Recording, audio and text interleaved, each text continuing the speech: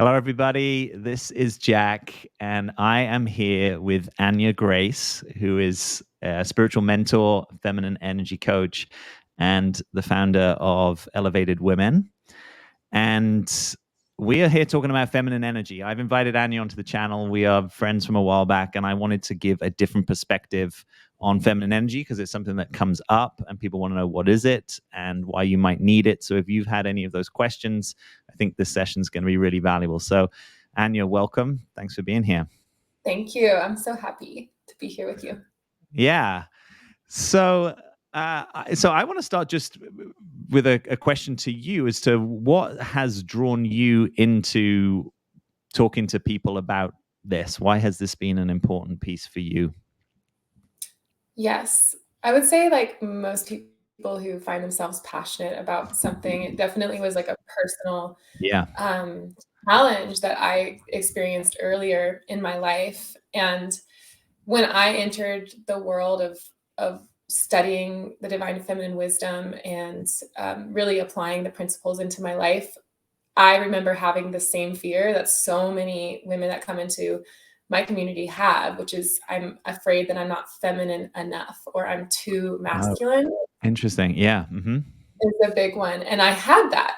And it's funny because over the years, as I've healed my relationship with my energies, and really all that's happened is I've released a lot of the conditioning Yes. that I had. I realize I've always been extremely feminine as well as my clients. So for the most part, when I Yeah. find that when we're having that fear, they're the most feminine. There's just all That's this, like interesting. even to have that fear is like proof.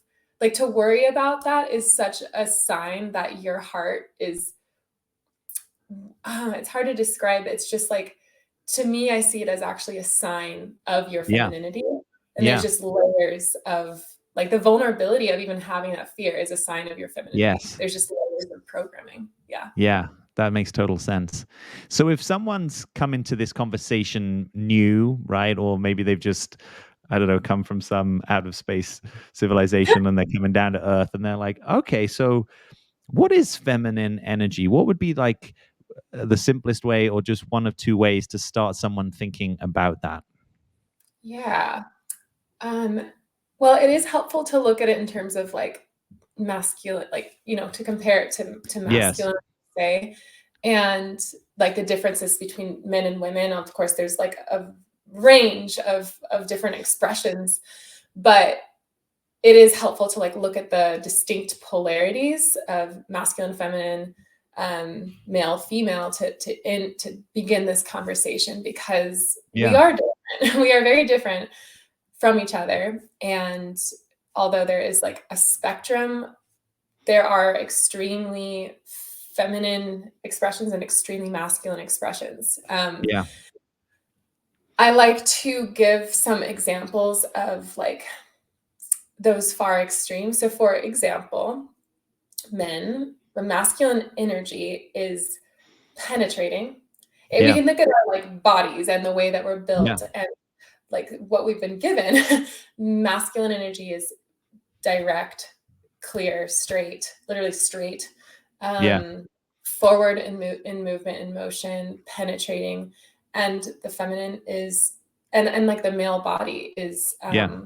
hard and strong and like physical and contracted, whereas the female body is softer, more flexible, more we have like more we have yeah some more, just there's an openness in our field, there's a receptivity Hmm. to our field. Even the most boundaried women are more sensitive than like most men, um and that's the gift, that's the gift of the feminine. But because our culture doesn't know how to relate to that gift, we don't know how to bring that gift like in the fullest expression because it has not been valued. So I would say that's a big part of why we are where we are today in terms of like the Yeah. confusion. And also I would say it's where like so much healing has already happened and more to come. So Yes. does that Yes. answer the question Yeah. a little? That makes sense. Yeah. So it sounds like you're feeling kind of hopeful about that, right? Like, lots been done, more to come. How might someone notice, let's say if let's say there's a woman who's listening to this right now who in her true essence is a more feminine essence, but let's say perhaps that's not where she's living from, or she's not got so much access to that. How might she know that, other than just sort of like a curiosity about the conversation? What might show up if you are not living from a more true feminine essence, which is a true essence for you? It's a really good question. Let me feel into that. Yeah.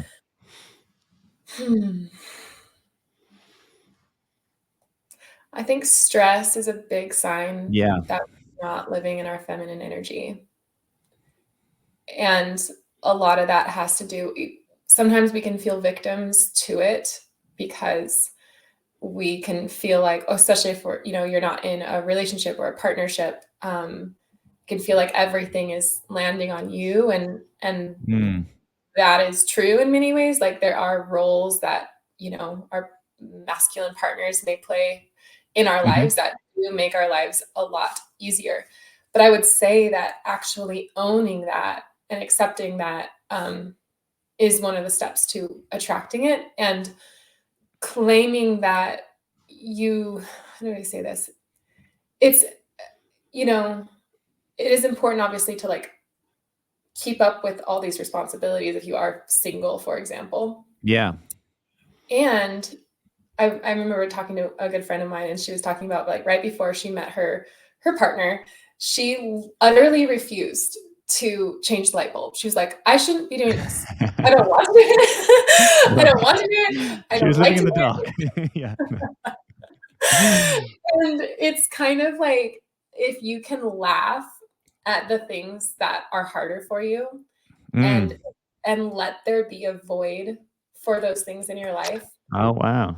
Yeah. instead of trying to be the everything woman and fill all of those things in your life, like Yeah. let yourself not be good at it, and accept and laugh and own and tease yourself at the fact that, like, for example, my Christmas tree is Yeah. outside right now. I don't have a saw.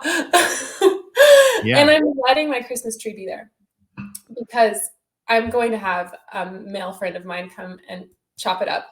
But it's like, for me to go get a saw and to do that work, even thinking about it exhausts me. And I'm Right. unwilling to budge. Like, it's not worth the energy. It's not worth me getting into that masculine energy. I'm just not interested in it. It would be too costly to what I'm cultivating. Yeah.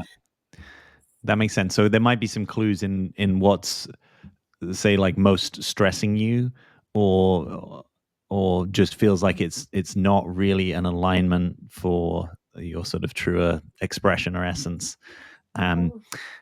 Yeah. So I'm curious about that. How would you know, for instance, how would you know if something's um, not aligned in the way that you're talking about, or it's something that you, I don't know, don't like doing, or is this to say that actually in our essence we're likely to like doing the things that are aligned with us, and everything else we should sort of, partner, or have friends, or outsource in some way?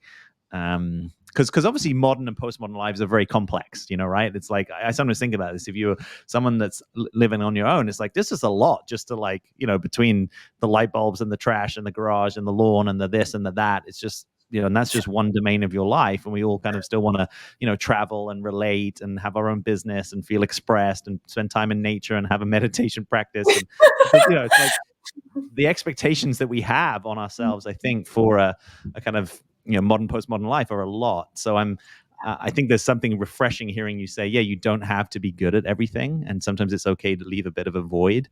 And I'm sort of curious how someone would make a discernment about where they might not budge, or where it might start to have repercussions. I don't know, like you still got to file your tax return, or you're just like, no, I'm actually going to have someone else do that. So I'm just curious, because I imagine that might come up for someone who thinks that's like a nice idea, but how would I actually do that? Absolutely. Yeah. Well, I might have a unique perspective on this based on like what I personally believe and am going for in my life. Yeah.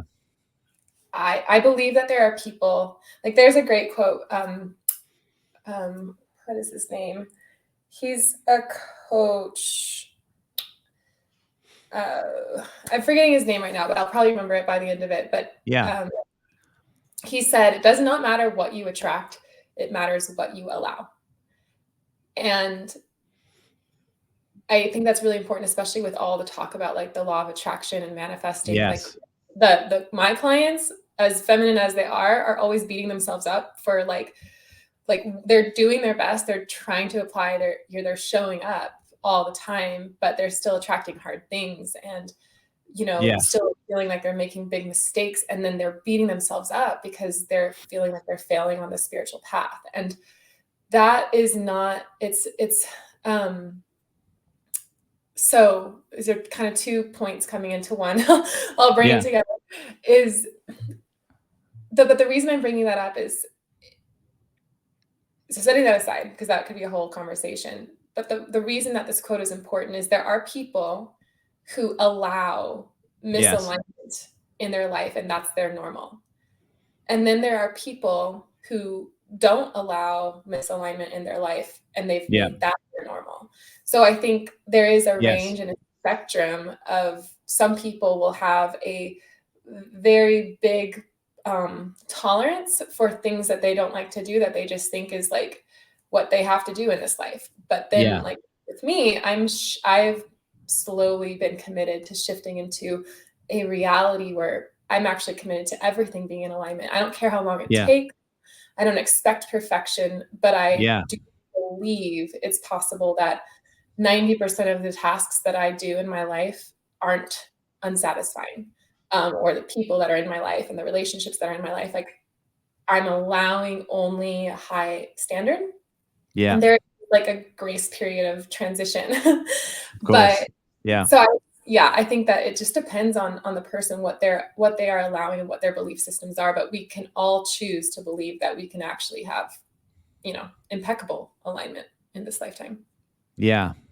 That makes sense. So it's actually noticing what you are and are not aligned with, and perhaps being curious if there's a sort of a tolerance that's happening, and if you might want to over time set a different threshold to that. Yeah. Exactly. Why would someone need or want more feminine energy, right? So let's say someone has identified, like, I'm curious about this, or I think, a feminine essence woman. What if you were having more of that energy conducting in your life? What might you notice, right? So sort of heard like maybe less stress, less misalignment. Is there anything sort of on the upside that you'd say there's more of if you have more of that energy? Yeah, absolutely. What first comes to mind is just like your experiences with men. It becomes drastically different. There's a feeling of adoration, like with all men in your life, whether they're strangers or, I think that one of the biggest things is the way that we begin to relate to men changes, because we're no longer competing with their role.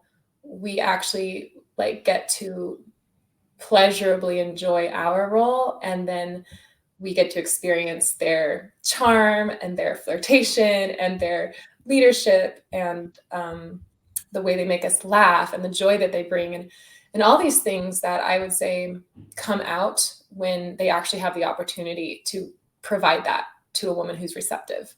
Yeah. And I think it's like, at first it's like uncomfortable because you may be used to, matching them in the same kinds of energies. But I find that when you learn the feminine energy way of being, it's a totally different way. And it, hold on. Yeah, it just feels better, and you receive a lot more. It's like gifts in the form of energy and, compliments, like over the top, above and beyond compliments of like adoration and respect. And I mean, like that's some of the things, and acts of service, just like all the love languages, whether it's from your partner and or other men in your life, or if you're not in a relationship, like the male friends that you have and the people that you're Yeah. dating, is just, you just get to receive. You really do. I think that's probably the biggest thing that comes in. Yeah. That sounds neat. Right? Well, I think what I'm hearing you say is that's part of the feminine essence is to receive. And actually, if you're more in this energy, that you're going to receive a lot more, whether you are partnered or not, from the masculine male friends, men in general, that you'll feel a different kind of gift and ability to receive from them. Yeah. Yeah. Is that that ability to receive, is that something that you notice is commonly blocked or underappreciated? Yeah. Again, I think it's a fear that most women have when they first enter the world, that they don't know how to receive, and they know that that's so important I mean, if they know a little bit about feminine energy, often they know it's very important to know how to receive, and that's one of the biggest things to be able to do in partnership with men. And I would say it is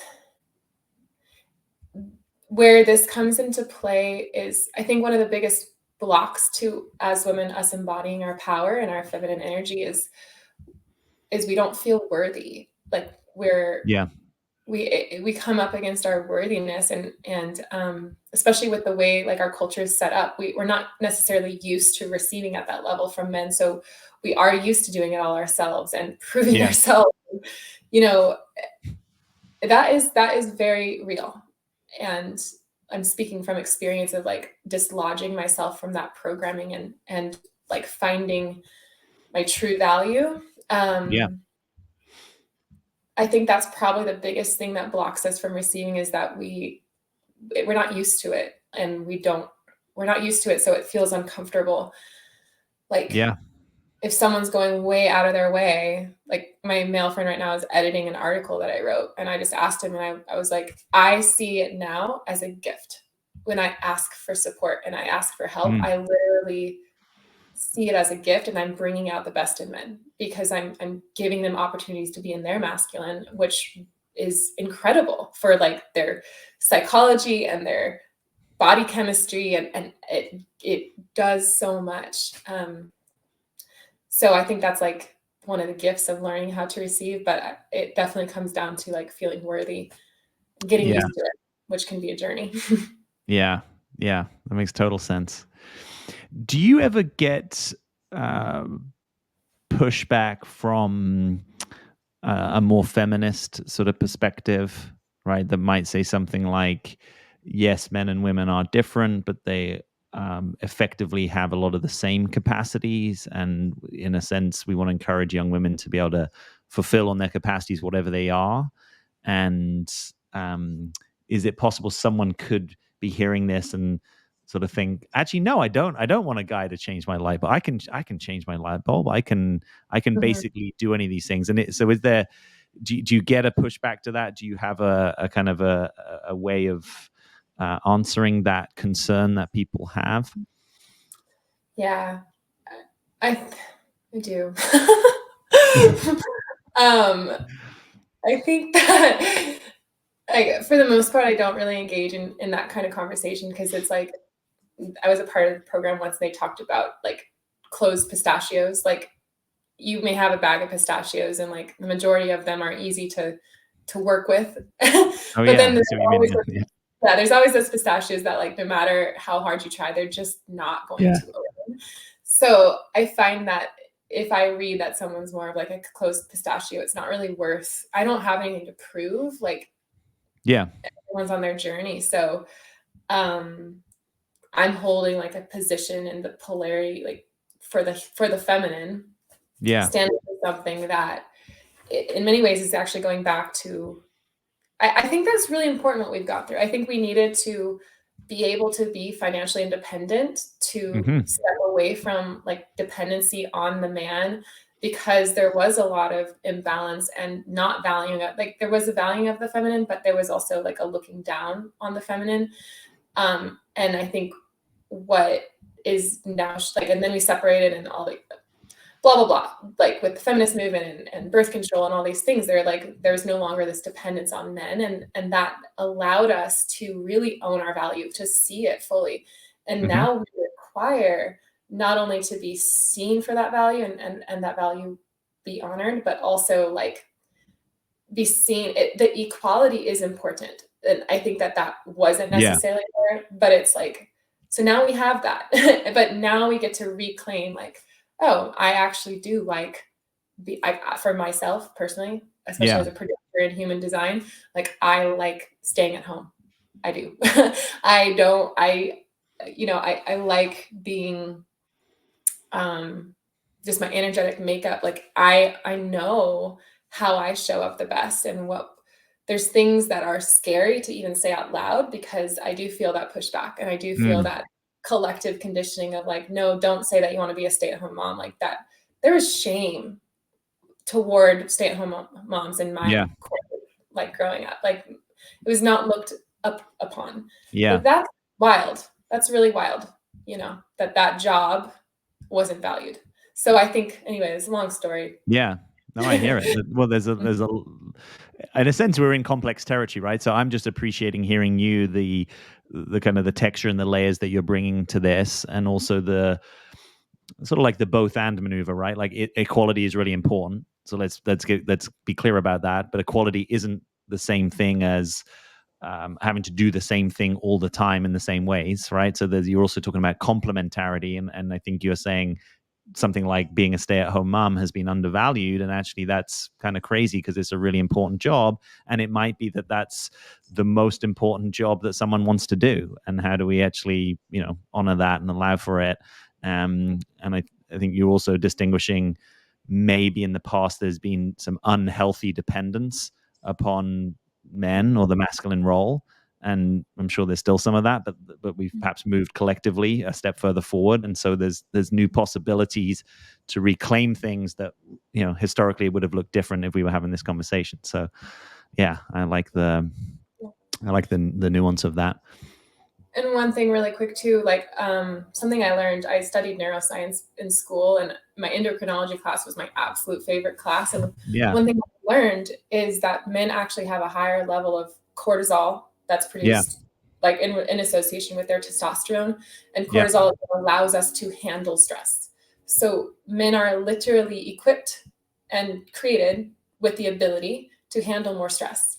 And I share that with my clients often, because they're freaking like beating themselves up for not being able to like handle all these things, and yet they're, in many ways, they're expecting that. It's just kind of puts it into perspective, because if Yeah. we're not claiming, like, no, that lifestyle does not make me healthy, it does that, not make me. that lifestyle being the sort of I'm overstretched and I'm trying to do everything, and yeah.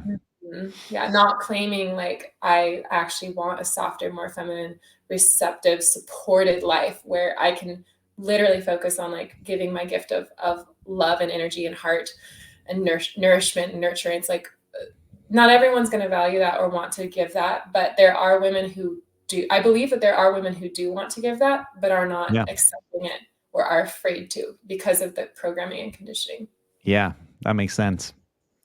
So if someone's listening to this right now, watching this, and they're resonating with what you're saying, and they want more of this in their life, I think you have something that you can offer people to take the next step on their feminine essence journey. So could you say a little bit more about that? Yeah, Jack and I talked about what to specifically offer you guys, and I think that I have a training program called Requirements, and I call it the sexier. It's the sexiest form of standards. It's a Yeah. new outlook on having standards in our life, and it really comes down to knowing ourselves so deeply, who we are, what we need, that we're able to just actually develop requirements and live by those requirements. And in a way, when you own your requirements, we can talk about what that means. But when you own your requirements, there's no need for standards, because the only ways people and jobs and houses can enter your field is once they've matched up with those requirements. So it really Yes. has nothing to do. It's not personal. It's about you owning who you are unapologetically, and there's no issue because it's just you being responsible and knowing Yeah. yourself. I like that. Yeah, it sounds like standards is, in the way that you're putting it, is a bit more over there with him, and you're talking about, hey, basically I get to be the filter in my world about what I'm aligned with and what I want, and that's where I'm going to focus. And I mean, you'll know this from having worked in this territory. There can be so much talk about, you know, breadcrumbing and ghosting and narcissism and all the things that people don't want to experience in relating with men. And actually, I think you're saying the way out is to put the attention here in a self-loving way, right? Not a self-critical way, but just a self-loving. This is the requirement for me to bring my best into my relating and dating. Is that really what a requirement is? Yeah, absolutely. Yeah. It's not actually expecting or even needing or wanting someone to be any different that they are. It's just more like, I have these requirements, and you can absolutely communicate them, especially at the Yeah. beginning. And whether someone lives up to them or not, our goal is not to ask someone to change. It's to see if Yes. they match up with those requirements, oftentimes naturally, and or if they're willing to, evolve a little bit or add something to their repertoire because they love you, and relationships are a commitment, and we can grow. Yeah. Shift and all those things, but it's not we're not unhappy with, fundamentally how they're showing up, because we would never even consider being with someone who doesn't meet up with our communication requirements, for example, or perspectives on home and Yeah. roles. Yeah, those kinds of Yeah. things. I like it. If you are liking it and you want more of this, this will just be the first link beneath the video, and you can get involved with Anya's program. It's actually called Requirements, right? Is that yeah. So this is your chance to distinguish more of what she's saying about standards and requirements, and sort of making this internal claiming who you really are maneuver.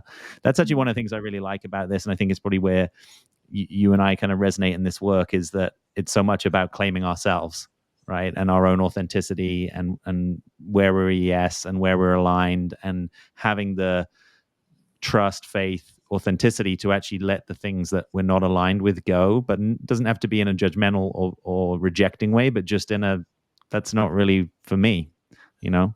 In my world, I sometimes call that the difference between judgment and discernment, right? Judgment is you're this way and you shouldn't be, and discernment is this is not a yes for me, and I know what I'm a yes to. Absolutely. Yeah. So we're gonna start to wrap up on the time here. So I'm curious if there's anything else in this sort of feminine essence topic that we haven't yet touched on that's alive for you. I'm sure there's lots, but just in this moment, or if there's someone who's maybe listening to this and you've piqued their curiosity, because I think just what you're talking about and even the way that you're talking about it, you are occupying a certain part of the spectrum, as you call it, and I think that's going to be intriguing to people. And maybe they're like, oh, I'm not sure, or I'm interested, or just I'm wondering if there's anything that you want to say to that person who's kind of like early in this journey, right? Because you've been on this journey for a while. Yeah, I feel like a couple things are coming up that are just dropping in for everyone. One is just a simple example of a way to be in your feminine energy around men, that a lot of women aren't aware of, especially early on in dating and in relationships always. So when someone's speaking, they're actually taking up the masculine energy of penetrating the space, and their vibration, their energy is moving forward. So when you are consuming the space in a conversation, over talking or interrupting, or just talking more than him, especially early on a date, that's an example of the subtle way that you're not actually allowing him to be in his masculine energy and give to you. a lot of women are super frustrated and triggered by that statement and comment, because they're like, well, if he just talks about himself all the time, like, what does that say about him? Or, they're Yeah, that's a uncomfortable. common experience, right? People having dating. Yeah. But I and I don't remember where I learned this, was forever ago, but it's really actually when you can be comfortable, like being quiet and listening and calm and receiving what he's saying and observing and feeling all the things that he's saying, you are actually receiving a gift. And the gift that he's giving you right now is whatever he's saying. He might be sharing about who he is and his values or his accomplishments and his passions. Like, he's actually trying to, many times, especially on a first date, trying to show you who he is. Because he wants to impress you. So, yeah.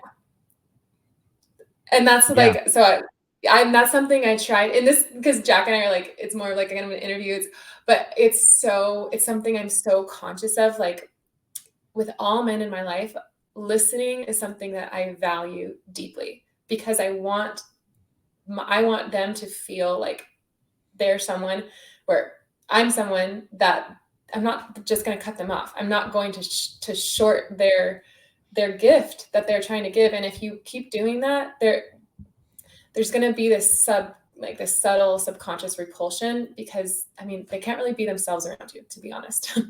Wow. So I'm curious about that. I haven't heard people talk about this aspect of sort of dating, relating in quite the way that you're suggesting there. What would your advice be to the woman who has had that experience, let's say, of I go on dates and guys just talk, and I don't feel that connected to him, and then I don't really want to go on another date? Sort of the headline would be, it's all about him, and I don't get the sense that he is seeing or valuing me. Like, maybe if I just sort of put myself in their shoes, they might be imagining almost you could swap another woman in here on the date and it wouldn't have made that much difference, because it feels kind of impersonal. Like, he's kind of broadcasting him, but he's not really creating much space for me or interest. Or so, how would you view that? Would you say that's a misalignment, or that's actually learning some kind of capacity, right? Because it also takes a certain presence from a man to say his piece and then also notice when it's done. Yes. Right? To not just automatically go on to the next thing. Absolutely. I think there's definitely self-aware people, and there are people out there who don't have any self-awareness and like may uncomfortably like, without kind of an emotional intelligence, social intelligence, like not be able to read the dynamics. But if you shift that in relationships, in romantic relationships, it's not always going to be receiving and giving in the same exact ways. Yes. That when you show up, like, maybe he talks. Maybe when he comes home at night, you ask him about work and he talks a lot about his work. But then maybe you come to him when you're feeling really vulnerable or really scared about something, and he holds space for you and he brings you into his arms. Maybe that's when he shows up for you, and that's when he listens to you.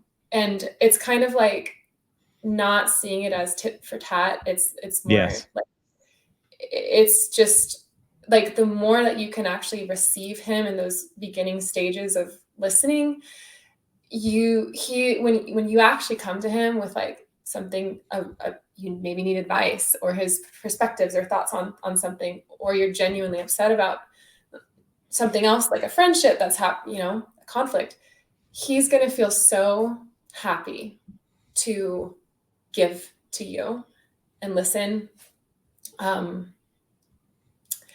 It just builds trust to listen. So that's I could go on and on, but that's kind of what I would say is, like, you're giving him a gift by doing that, and he's also giving you a gift. But you seeing the gift that he's giving, you're giving him a gift. You're saying, through your eyes and your heart, I acknowledge the man that you are, and I appreciate and want to hear what you're saying. If you don't want to hear what he's saying, then he's probably not the man for you. So Yeah, I get that. Okay, so there might be a difference between being on a first date and even if you have a sense, oh, the guy's taking up a lot of space, I'm kind of drawn and interested to what he's saying versus Mhm. perhaps a guy who's taking up a lot of space and you're not really connected to it. Yeah. Yeah. I think even with guys that we may be interested in without the knowledge of like they are going to talk more often on the first date, like you can push back. So yeah, just keep that in mind and allow him to give to you is what I would offer. Yeah. Well, I appreciate that. I'm sorry that we're kind of butting up against time here. I want to remind people that beneath this video, if you want more of Anya, you click that link and you can get access to her requirements training. And I want to close out by just offering a last chance if there's anything that you want to say either about that or about what we've talked about. Mhm. And before I do that, I just also want to thank you for the uniqueness that you bring to this space. It's been really encouraging and enlivening just to hear your perspectives on this. So I want to keep encouraging you to share them. Thank you. It's so fun to Yeah, collaborate. My favorite thing ever. So thanks for yeah, providing this space. I really appreciate it. I think the last thing I'll say is like what I encourage women to do, and this is what we do inside of the programs, and a little bit inside of requirements is we all we are energy, and yes, sadness and anger and happiness and joy are all different frequencies of that yep, same energy. And there's feminine energy and there's masculine energy. So, for example of feminine energy would be vulnerability, softness, trust, openness. Example of masculine energy would be direct, focused, clear, strong. Like those create different ripples of vibration in your body. And if you begin to get to know the feminine energies that maybe are dormant or like unaccessed in your field, that's one of the ways that you will actually gain more access to your feminine range. I call it like your yeah, range of femininity and vice versa. So we ultimately get to have access to all of these frequencies and master them. But then you get to decide what is your preference and what energies. Maybe I'm working with the energy of tender and unmoving. And what's the other one that I really like right now? It's like unbothered is actually a frequency that I'm working with right now. It's very powerful and I love the feeling of it. So this is just an example of like you can expand and enhance your palette of energies that yeah, you get to bring to this world, and it's a gorgeous and fun thing to do. yeah. I like that. It sounds like freeing you up to have more of your own palette. So yeah, here's to more of that. All right. Well, look, thanks so much for coming on and sharing your wisdom and work with us. I appreciate it. I look forward to talking with you again. And if you're here watching this and you want more, again, just click that link beneath the video to get more of Anya. And thank you all for your attention. So thanks, Anya. Bye Thank for now. you.